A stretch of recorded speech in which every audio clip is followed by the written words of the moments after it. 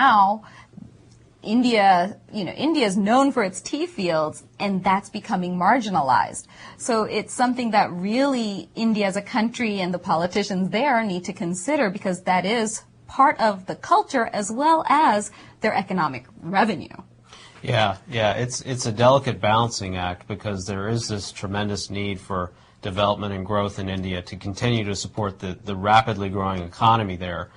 But the environmental impacts have to be taken into consideration. And I mean, everyone who watches the show knows that is one of the things that I champion, the environment. I want to make sure that we make smart decisions and good decisions about how we use our resources. So it's going to be interesting to see how this battle plays out between the pro-business, pro-development wing as well as the environmental minister in India. Well, any parent these days, when they have a new baby, is met with, should I vaccinate my baby or should I not vaccinate my baby? When Dinesh and I had our children, we had that debate. We both knew we needed to vaccinate our children, but we didn't know how exactly to go about doing that, because we were so afraid of causing some sort of harm to our children. Part of that concern was as a result of a study probably about a decade ago. And there was an article that was published in the Lancet that talked about the connection between vaccinating your children and causing autism, and how there was some sort of connection, and how people needed to be very careful about how they vaccinated their kids. And so that was something that we were very cognizant of when we made the decisions that we made for our children, who are indeed vaccinated, but we just took a different course of action on how to do so. And Dinesh has worked on vaccine injury cases with the special master for the federal government, learning about this and working on those cases. But very recently, a bomb has landed in everyone's laps, because some other researchers have come forward and have basically said that article in the Lancet from over 10 years ago, all a fraud. It was all a sham. The research was not done in accordance with proper protocol and procedure, and now there is very good reason to believe that there is no connection between the vaccines and autism. Now, I think this is a debate that's going to go on for a couple of more years now to determine where the truth is.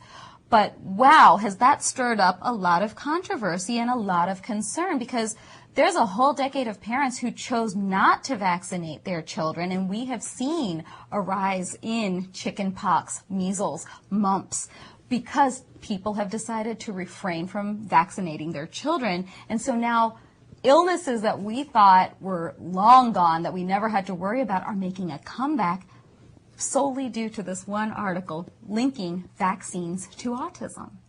It's a real shame if the article is a fraud, because not only did it lead to a lot of parents changing their minds about vaccinating, as you said, it also led to a lot of parents filing lawsuits against the federal government, because in this country you cannot sue a vaccine manufacturer directly. You have to go through the Department of Health and Human Services and try to seek compensation through a congressionally funded program, and that's where I used to work.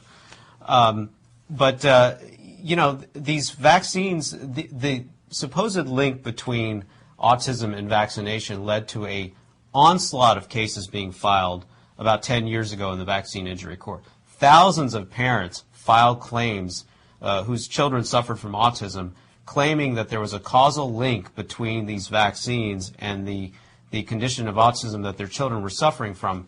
These cases have been percolating for years.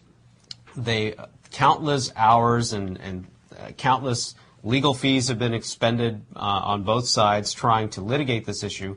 Some of it has gone all the way up to the Supreme Court and is making its way back down the courts now. So what a waste on so many levels if this turns out to be a fraud. Agreed. Hopefully we can all get back on track, or they can all get back on track and try and do the right thing. That particular article in the Lancet from 1998 has been renounced by 10 of the 13 researchers that were on it.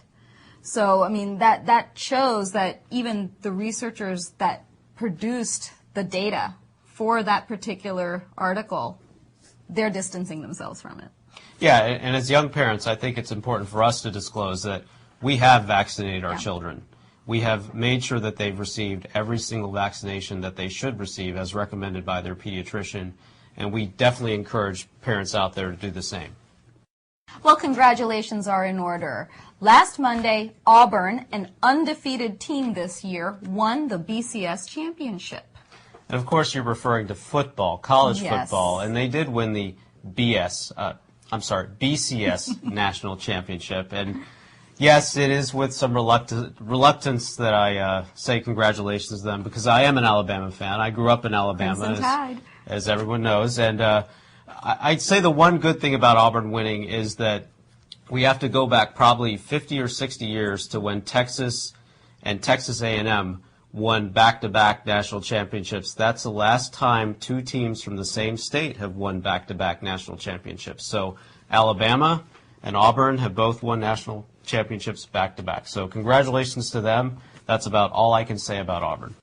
Well, today is also a very special day in the Verma household. It is Akash's birthday, our son. Today he's turning 6, and so, honey, Mommy, Daddy, and Ashna all wish you a happy, happy birthday. Give us a big smile with that tooth missing there. Akash, of course, lost his first tooth recently, and we should also mention the Tooth Fairy brought him a very special gift. Very much. A $2 bill. Yep, that's right. And he's very excited. So happy birthday, sweetheart.